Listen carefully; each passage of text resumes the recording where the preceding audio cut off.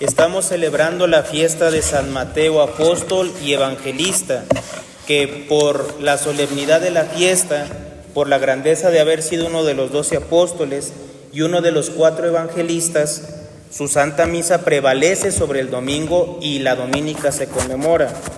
Y para esta misa, la epístola está tomada de la profecía de Ezequiel y nos dice lo siguiente: He aquí que vi el aspecto de 4 animales. Tenían aspecto de hombre por delante, los 4, aspecto de león por la derecha, los 4, aspecto de toro por la izquierda, los 4, y aspecto de águila por detrás, los 4. Sus alas estaban desplegadas hacia lo alto, cada uno tenía 2 alas que se tocaban y 2 que les cubrían el cuerpo. Cada uno caminaba de frente y se dirigían a donde el Espíritu les impulsaba, sin volverse a caminar para atrás. En medio de los animales se veía algo como carbones encendidos, semejantes a antorchas que discurría entre los animales. El fuego era deslumbrante y de este fuego salían relámpagos, y los animales iban y venían semejantes al rayo. Hasta aquí la epístola. Nos ponemos de pie para escuchar el Sagrado Evangelio según San Mateo. En aquel tiempo vio Jesús a un hombre llamado Mateo, sentado en el despacho de los impuestos, y le dijo: sígueme. Y él, levantándose, le siguió. Y sucedió que estando Jesús sentado a la mesa en casa de él, vinieron muchos publicanos y pecadores a sentarse a la mesa con él y con sus discípulos. Al ver esto, los fariseos decían los discípulos de Jesús: ¿cómo es que vuestro maestro come con publicanos y pecadores? Pero oyéndolo Jesús les dijo: no necesitan de médico los sanos, sino los enfermos. Id pues, leed la ley y aprended lo que significa: misericordia quiero y no sacrificio, porque no he venido a llamar a los justos, sino a los pecadores. En el nombre del Padre, y del Hijo, y del Espíritu Santo. Amén. Tomen asiento un momento, por favor. San Mateo es uno de los 4 evangelistas, y los 4 evangelios que tenemos donde se nos cuenta la vida de nuestro Señor, los vio la Iglesia representados en esta lectura, en esta profecía de Ezequiel, esos 4 animales, porque dice el profeta que vio que eran 4 animales: un toro, un león, una especie de hombre y un águila. Y todos los santos padres han visto aquí los 4 evangelios. A San Mateo se le representa con un niño o con un ángel, porque San Mateo empieza su evangelio relatándonos la genealogía de nuestro Señor, su parte humana, cómo descendía de Abraham y del rey David. Él es San Mateo, y en San Mateo podemos encontrar un ejemplo que a nosotros nos debe animar a amar a Dios con todo nuestro corazón, porque fíjense cómo San Mateo, como nos narra el Evangelio, era publicano. A los ojos de los judíos era pecador. En tiempo de nuestro Señor, entre los judíos había como una división: los fariseos, los justos, los santos, los que cumplían la ley, y los que no eran fariseos eran pecadores. Y ni hablar de un publicano. ¿Qué era un publicano? Era un traidor a la patria. San Mateo tenía por oficio el cobrar los impuestos para dárselos a Roma. No solo era un pecador, alguien que no seguía la ley al pie de la letra, sino que aparte era un traidor. Tan así que ellos no podían entrar al templo, no los dejaban entrar al templo. Lo más es que en las sinagogas o en el templo se podían quedar allá en la entrada y rezar desde la entrada, pero no podían entrar al templo. Estaban sucios, eran pecadores. Y así se lo hicieron ver los fariseos a nuestro Señor. ¿Cómo es que su maestro come con los pecadores, con los publicanos? Y nuestro Señor se molestó. A ellos es a los que vine a llamar. Y fíjense cómo San Mateo solamente necesitó que nuestro Señor le hablara una vez. No se cuenta que San Mateo haya escuchado una predicación, Quizás había escuchado hablar de nuestro Señor, porque al cobrar los impuestos conocía a mucha gente y escuchaba hablar del Maestro que curaba, que tenía enseñanzas, que llamaba a los pecadores.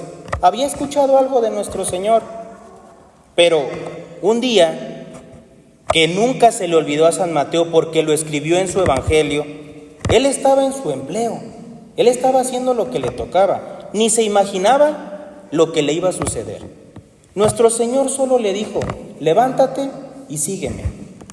Y San Mateo lo siguió, dejó todo, dejó su empleo, dejó su casa, dejó todo. Y se cuenta que lo último que hizo fue hacerle una comida a nuestro Señor para despedirse de sus amigos. Y siguió a nuestro Señor y es uno de los 12 apóstoles, fundadores de la iglesia, columnas de la fe. Y no solo eso, es evangelista, el primero de los 4. Fue el primero que escribió un evangelio, es el evangelio más antiguo que existe, el evangelio de San Mateo. ¿Y qué podemos aprender de San Mateo? Que no basta amar a Dios con los labios y quedarse en la silla, no basta. San Mateo se llamaba Leví, como dijo San Juan, como escribió San Juan, ese era su nombre, pero desde que se levantó se llamó Mateo, cambió de nombre, cambió de vida. ¿Cuántas almas o cuántos de nosotros nos quedamos sentados como Leví? En las sillas de los vicios que nos devoran el tiempo, de las pantallas que nos devoran la noche, del dinero que encadena nuestro corazón a la tierra, de las ocasiones de pecado que no queremos cortar, en la silla del placer que anestesia nuestra conciencia, en la tibieza, en la comodidad, de decir como los fariseos: yo soy católico, yo soy justo, allá los pecadores, yo voy bien, yo me voy a salvar, pero ni me confieso, ni me enmiendo, ni cambio de vida, y no doy buenos frutos. Al contrario, quizás doy malos frutos. Hoy nuestro Señor pasa y en San Mateo nos dice: sígueme, ven conmigo. ¿Cuál es la silla que nos tiene atados, que nos impide seguirle? Cada quien en nuestra conciencia sabe qué pecado, qué ocasión y qué cosa nos impide ser santos, como San Mateo. Y viendo a San Mateo no podemos poner excusas, porque San Mateo no conocía la ley, era publicano, no iba al templo, era un traidor a su patria. Lo único que nuestro Señor le pidió, eso hizo: sígueme, y él lo siguió. No es que Dios nos pida mucho, no es que Dios exija demasiado, es que nosotros somos tacaños y le damos muy poco cuando Él nos llama. No nos pide que dejemos nuestra casa, no nos pide que rompamos con todos nuestros amigos, no, solo nos pide que rompamos con lo que nos ata a la tierra. ¿Por qué decimos que Dios no nos pide dejar nuestras casas, dejar todo y seguirlo a Él? Porque si no dejamos las cosas más pequeñas, si no renunciamos a un simple vicio, si no renunciamos a una simple ocasión de pecado, ni siquiera pensar en seguirle, ni siquiera pensar en renunciar al mundo, eso no es para nosotros. Dios no va a hacer eso con nosotros, porque ni siquiera dejamos un vicio, ni siquiera dejamos una ocasión de pecado. Por eso dice nuestro Señor: ustedes no me escogieron a mí, yo los escogí a ustedes. Y explica Santo Tomás que Dios ve las disposiciones del corazón y sabe cómo le vamos a corresponder. Y en la medida que le correspondemos nos llama. A quien sabe que va a corresponder con más, lo llama a más. A quien sabe que tiene el corazón pequeño y es tacaño, pues no lo llama. Lo llama poquito. Dios quiere y te salves, piensa nuestro Señor. ¿Qué nos tiene atados a la tierra? ¿Qué nos tiene atados a la mediocridad? Cada quien lo sabe, pero Cristo nos da el remedio: corresponder a su llamado, dejando la mesa que nos tiene atados a la tierra y ordenar nuestra vida bajo su voluntad para gustar la alegría, la paz, la libertad de los hijos de Dios. Por eso hoy vamos a exponer este remedio que nuestro Señor nos ofrece en 3 pasos, exactamente igual como sucedió con San Mateo. la gracia que nos llama, la tibieza que nos frena y la medicina que cura esta tibieza, que es la correspondencia a la gracia. Quiere el Sagrado Corazón hacernos dóciles a las inspiraciones de la gracia para que podamos ser santos. Veamos en primer lugar la gracia que nos llama. La gracia no llega con ruidos. Dios no nos va a hablar con ruidos y de forma aparatosa y que toda la gente se dé cuenta. No, así no obra la gracia. La gracia es como una luz que ilumina un cuarto oscuro, como un viento que nos roza el rostro, que no se nota, no se percibe. Sin embargo, ilumina el entendimiento, nos mueve en la voluntad y nos dice exactamente qué tenemos que hacer. Nosotros lo sabemos, Dios nos dice qué pide exactamente de nosotros. Esa es la gracia de Dios. No es ansiedad, no es angustia que aprieta el corazón, que nos preocupa qué vamos a hacer. No. La gracia ordena nuestra vida, haciéndonos más fieles a nuestros deberes, más humildes en las palabras y más misericordiosos con el prójimo. Cuando a veces pensamos, es que Dios me llama a esto o a lo otro, y es algo grande, algo muy vistoso, esa no es la gracia de Dios. Cuando yo siento que Dios me llama y juzgo al prójimo, esa no es la gracia de Dios. Cuando yo siento que me llama la gracia y me falta humildad, me falta misericordia, estoy ansioso y preocupado, esa no es la gracia de Dios. San Ignacio de Loyola lo explica con una comparación muy sencilla. Dice, la gracia de Dios es como la gota de agua que cae en una esponja. No hace ruido, pero empapa la esponja. Así nos habla Dios. Y Dios nos habla todos los días y a cada hora. Porque a cada momento Dios nos está llamando a la perfección. Dios nos dice qué tenemos que hacer. Dios nos va pidiendo lo necesario para ser santos. Solo que nosotros no sabemos escucharlo. O de tan rebeldes que somos, de tan soberbios que somos, de tan tibios que somos, nuestros oídos ya están tapados. Ya no escuchamos la gracia de Dios. Y no es que Dios no nos hable. Dios sí nos habla. Dios sí nos dice lo que quiere. Pero somos tan duros de corazón, al igual que los fariseos, que ya no lo escuchamos. Ya no lo podemos escuchar. ¿Cómo reconocer la gracia de Dios que nos llama? Por 3 señales que todos los santos nos han enseñado. Primero es que nos devuelve a nuestro deber, nos hace ser fieles a nuestros deberes de Estado, cumplir con lo que nos toca, como hijos, como esposos, como estudiantes, como trabajadores. Lo que tengamos que hacer, lo vamos a hacer con prontitud, con perfección. Esa es la gracia de Dios. Pero además nos deja una humilde claridad en el alma, porque nos va a pedir cosas concretas, posibles, que nos ayuden a ser santos, para hacerlo el día de hoy y sin ruido. Sobre todo eso, sin ruido. Insiste San Juan de la Cruz mucho en eso, porque las almas se engañan, dice él, pensando que Dios quiere que hagamos cosas vistosas, que el mundo nos vea y se dé cuenta. Y todavía más, como dice San Juan de la Cruz, al igual que el demonio, citan a la Escritura y dicen, es que Cristo dijo, hagan sus obras frente a los hombres, para que los hombres los vean y glorifiquen a su Padre que está en los cielos. Es cierto que eso dijo nuestro Señor, pero ordinariamente cuando la gracia nos llama a hacer las cosas en silencio. San Juan de la Cruz es muy claro cuando nos dice esto. Y de hecho se cuenta de él que en sus tiempos había una religiosa en España que tenía fama de santa, de visionaria, que hablaba con Dios. Y entonces San Juan de la Cruz fue a examinarla. Le bastaron 2 preguntas. Y en esas 2 preguntas él dijo, esta religiosa no habla con Dios. Yo pienso que esta religiosa está tentada del demonio y está mal de la cabeza. Con 2 preguntas. Y tenía razón. porque la religiosa quería llamar la atención y era muy soberbia. La gracia nos llama al silencio, nos llama a la humildad y además nos mueve a una tercera cosa.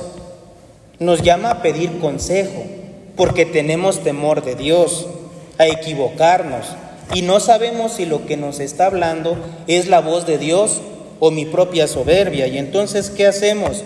Pedir consejo, la dirección de sus ministros. La gracia de Dios no está en la soberbia, en la agitación, en la propia voluntad, no. Está en el silencio, en la humildad y en pedir consejo. Un alma que no pide consejo, un alma que no escucha la voz de Dios, está muy lejos de salvarse. El alma que piensa que no se puede equivocar, que todo lo que piensa y hace está bien y que Él es perfecto, está muy lejos no solo de la santidad, sino de salvarse. Porque es como explica el padre Alonso Rodríguez, un gran teólogo que nos habla de la vida espiritual. Estas almas que piensan que todo lo saben, que nunca piden consejo, ¿qué es lo que sucede? Que se engañan toda la vida. Piensan que están sirviendo a Dios y en realidad están alimentando su soberbia y sus vicios. Llega la hora de la muerte y Dios los juzga y descubren que estuvieron mal toda su vida y que todo lo que habían hecho cayó en saco roto. Y pues el premio es la condenación por su soberbia. Esta es la gracia de Dios, es lo que nos enseña el Evangelio y es lo que vemos en San Mateo. Y una vez que Dios nos llama, no basta escuchar el llamado, porque ¿a cuántos los llama Dios? Y dicen, sí es la voz de Dios, lo reconozco, pero ¿y lo siguen? ¿Se levantan o se quedan sentados? San Mateo nos da ejemplo. San Mateo se levantó, no se quedó allí a hablar con sus amigos de que Dios le habló, no.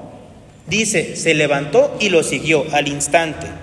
No se puso a reflexionar, no se puso a pensar, no le preguntó a nuestro Señor, ¿y a dónde te voy a seguir? ¿Qué es lo que voy a hacer? ¿Qué me toca? ¿Qué tengo que hacer? No, sígueme. Se levantó y lo siguió. Eso tenemos que hacer nosotros, porque cuando no hacemos eso, somos tibios. Y la tibieza es el gran mal de la iglesia, es el gran mal que nos impide ser santos. ¿Qué es la tibieza? Porque muchas veces nos engañamos. Tibieza en una palabra es querer a medias, vivir con el mínimo esfuerzo, contentarnos con evitar el pecado mortal y diciendo, no es pecado mortal, lo hago. Es pecado venial, no hay problema. Solo es una ocasión próxima de pecado, no es pecado mortal, no pasa nada. Conservar esa pereza que apaga la luz de la gracia y extingue el fuego del Espíritu Santo, eso es tibieza. Contentarnos con lo que hacemos, decir ya estoy bien, ¿para qué más? Porque hay quien dice, no, es que tengo mucha tibieza, porque tengo sequedad en la oración. Eso es normal. Santa Teresa se pasó 25 años en sequedad, no le gustaba rezar, lo hacía porque lo necesitaba, porque tenía que hablar con Dios, pero le costaba trabajo, se distraía y tenía que empezarla muchas veces. Eso no es tibieza. Ni tibieza tampoco es caída repentina. Puede ser que en un descuido, puede ser que cuando estamos cansados, puede ser que por nuestra misma debilidad, por nuestra misma fragilidad, caigamos en un pecado y eso no es tibieza porque luego nos levantamos. La tibieza es la comodidad escogida como camino al cielo. El tibio se la pasa repitiendo, es que no es pecado mortal, no es grave, Dios no pide tanto, Dios no es tan exagerado, no hay que ser tan radicales, el día de mañana lo hago. Eso es tibieza. Y eso es lo que encadena las almas lejos de la santidad, lejos de la salvación y lo que estanca a la iglesia, la tibieza. Formas concretas que el día de hoy tienen a las almas atadas a la tibieza, el exceso de pantallas.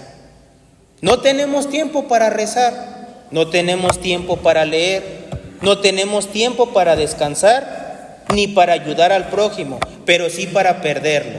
Para eso sí tenemos tiempo. Eso es señal de tibieza. Ese amor a la tierra, ese amor al dinero, que pone a Dios en segundo lugar, eso también es tibieza.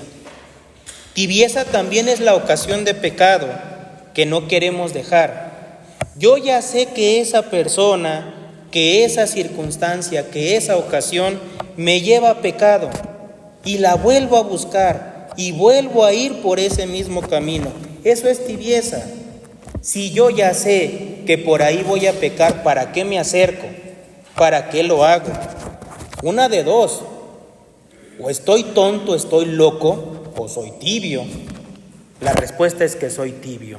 No lo quiero evitar, yo sé que está mal, pero aún así lo quiero. Señal de tibieza.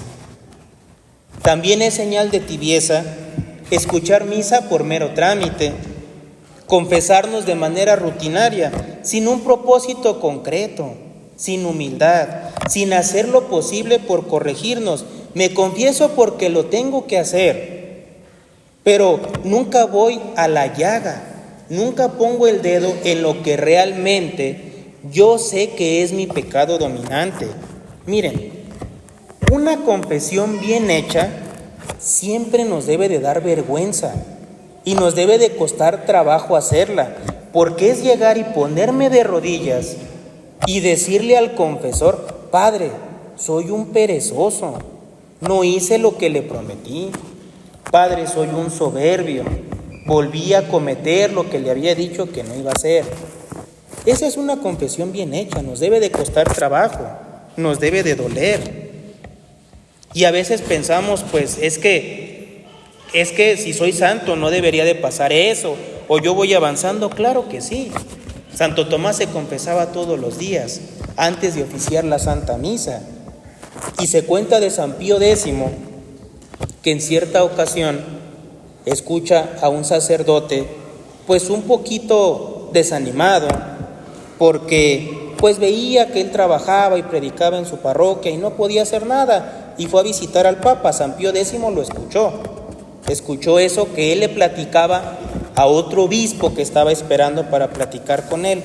¿Qué hizo San Pío X cuando este sacerdote va a besarle el pie según el protocolo de visita al Papa? San Pío X le dijo: ¿me puede confesar, por favor? Y el sacerdote, pues sorprendido, le dice: pero santidad, ¿cómo es que yo lo voy a confesar? Yo no tengo permiso de confesar obispos. Yo soy el que da las licencias y le estoy pidiendo que me confiese, por favor. ¿En dónde, santidad? Aquí a un ladito. Y allí se hincó el Papa y el sacerdote se sentó a confesar al Papa, para animar a ese sacerdote, para decirle que aún el Papa tenía defectos que corregir. ¿Con qué ánimo nos confesamos? ¿Con qué humildad? Porque esa es señal de tibieza. Todo esto lo causa el amor dividido, que sin hacer caso a nuestro Señor queremos servir a dos señores. No se puede servir a dos señores. La curiosidad que todo lo quiere ver, la ley del menor esfuerzo, la vida desorganizada, eso es la tibieza. Así se nos va pagando el gusto por las cosas santas, nos volvemos frágiles ante la tentación y con una paz falsa nos ponemos en bandeja de plata ante el demonio. Es más, muchas veces al demonio le conviene más mantenernos en tibieza, porque el demonio es muy paciente. Él sabe que mientras estemos en tibieza ya nos tiene en sus garras. Va a llegar el momento en que nos ponga una tentación. Como estamos débiles, como no hacemos ningún esfuerzo, vamos a caer. Es la trampa más peligrosa del demonio. ¿Qué es lo que tenemos que hacer para curarnos de esta enfermedad? O primero detectar si la tenemos. Hagamos un examen. ¿Cómo yo decido mi vida espiritual? Si es algo leve, lo hago sin remordimiento de conciencia, soy tibio. Si las pantallas me roban el tiempo de la oración, de la caridad y de la lectura, soy tibio. Si en mis confesiones no hago un propósito concreto, soy tibio. Si no rindo cuentas de mi conciencia a mi confesor o a un director, si no estoy pidiendo consejo constantemente, soy tibio. Y debo de temer, porque en ese estado el demonio me puede poner una tentación muy grave, de la que ni los santos escapan, y entonces me tiene seguro. ¿Cómo se cura la tibieza? Con una medicina estable. Hay que romper con la ocasión de pecado, hay que recibir los sacramentos como Dios manda y ordenar nuestra vida. En primer lugar, hay que romper con lo que nos lleva al pecado, pero es una ruptura concreta. No basta decir, bueno, sí, voy a romper con las ocasiones de pecado, ya me voy a portar mejor. No, eso no sirve para nada. Hay que ponerle nombre. Tal persona, tal ocasión, tal costumbre es la mesa que me tiene atado a mis pecados. Y hay que romper con esa ocasión. Hay que hacernos violencia. Hay que poner orden en la vida. Y hay que buscar a alguien que nos esté guiando, que nos esté reprendiendo constantemente, que nos esté diciendo lo que tenemos que hacer. Eso es lo que hacían los santos. Andaban a la busca de quien les estuviera diciendo sus defectos. Es más, se cuenta de un discípulo de San Francisco, de Fray León, que en cierta ocasión San Francisco le dijo: usted es muy virtuoso, usted puede vivir en cualquier monasterio, escoja el que quiera. Y pues le hizo caso y fue a buscar un monasterio que a él le gustaba y no estaba en paz, no estaba contento. Así que regresó y le dijo: mire, ¿sabe qué? No estoy contento, usted dígame dónde tengo que estar, porque si yo me guío a mí mismo, no sirve. Y santo remedio, volvió a encontrar la paz. El segundo remedio que debemos de tener es recibir los sacramentos como Dios manda, la confesión con frecuencia, con propósitos concretos para corregirnos, comulgar con devoción, con amor a Dios, no por rutina. Un alma que se confiesa así y que comulga con devoción sale de la tibieza. También está la regla de 3 que nos aconsejan todos los santos. En la mañana, rezar, proponer no caer en pecado y pedirle a Dios la gracia de no caer. Así hay que empezar todos los días. Por la tarde, rezar el rosario, hacer una obra de caridad y una obra de mortificación.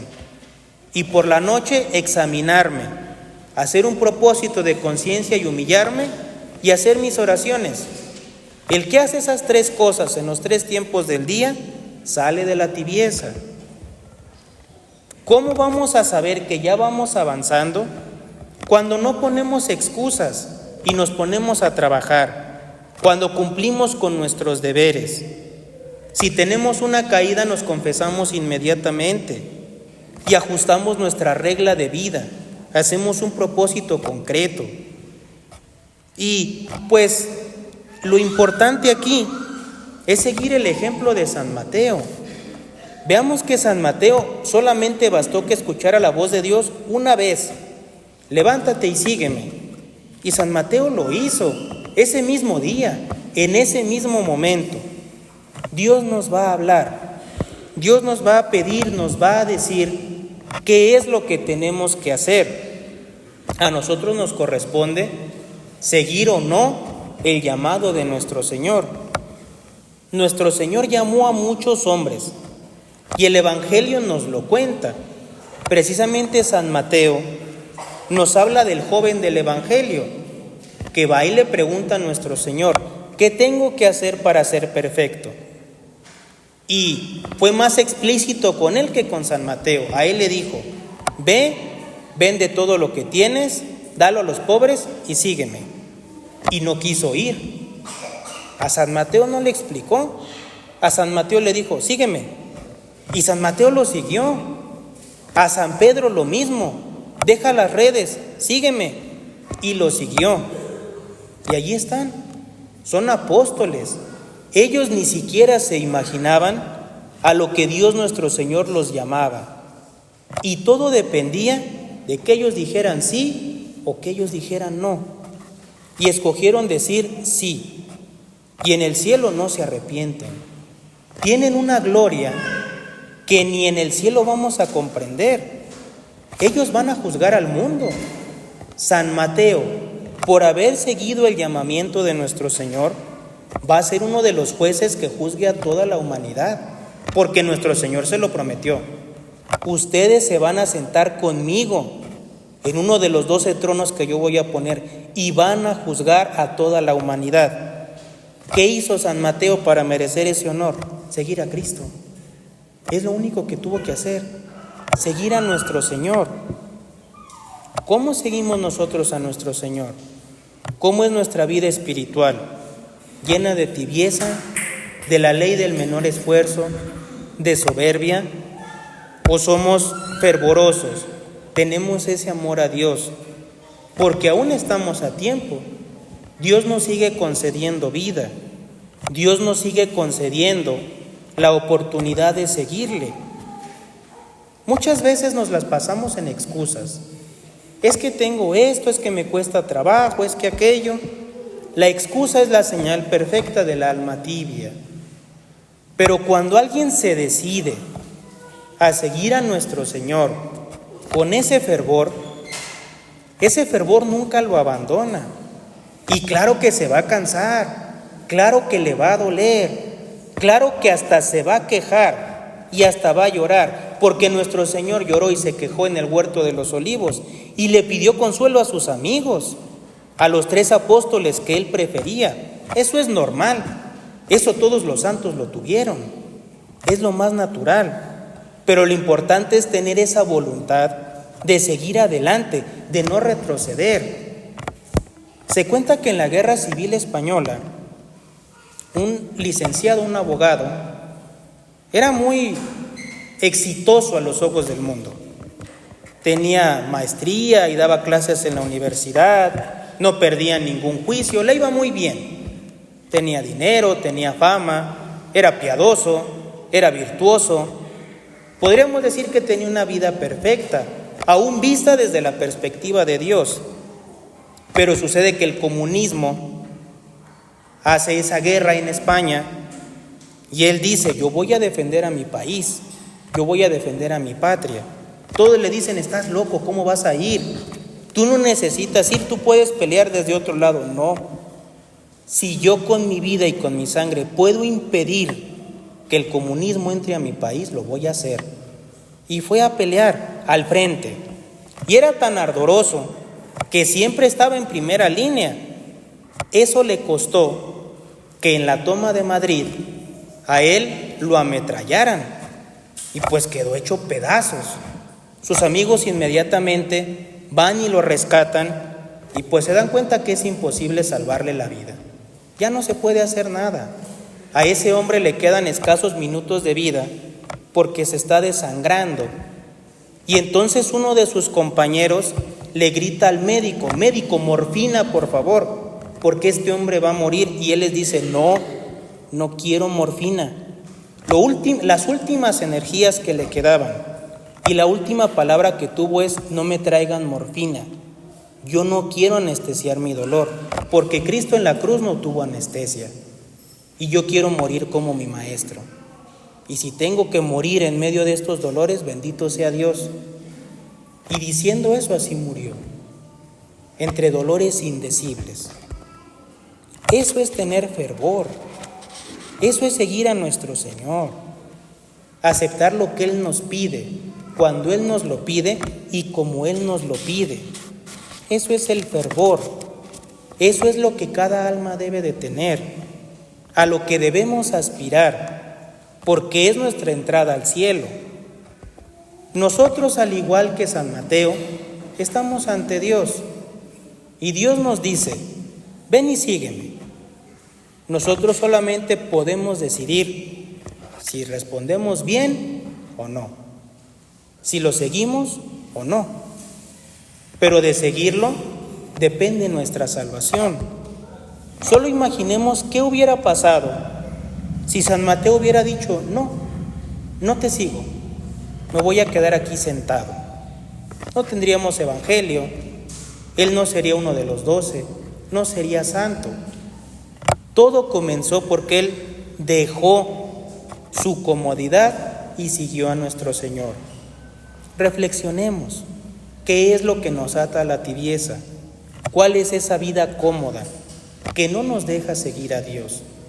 Pues hay que dejarla, hay que seguir a Dios con todas nuestras fuerzas, con todo nuestro corazón. Y al igual que San Mateo, llegará el día en que no nos arrepentiremos, sino que bendeciremos a Dios por toda la eternidad. En el nombre del Padre, y del Hijo, y del Espíritu Santo.